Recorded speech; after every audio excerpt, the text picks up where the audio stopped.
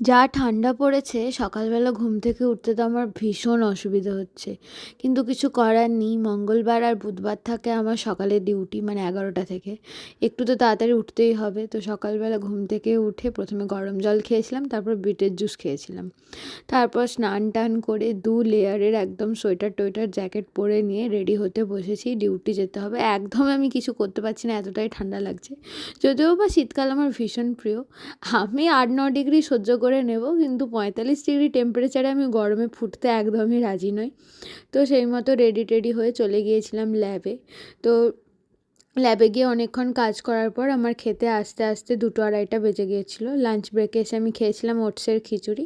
তারপর আর কোনো ক্লিপ নেই, একেবারে ছুটির পর রুমে এসে সকালটা আমার হেলদিভাবে শুরু হয়েছিল ঠিকই, কিন্তু সন্ধে হতে হতে আমার পিৎজা বাবাজির একটা ক্রেভিংস খুব ভালোভাবে শুরু হতে আরম্ভ করে। তো আমি ডিসাইড করি, তো একটা পিৎজা অর্ডার করে আজকে খেয়ে নেওয়াই যাক, কাল থেকে আবার ঠিকঠাক করে হেলদি লাইফস্টাইল লিড করব।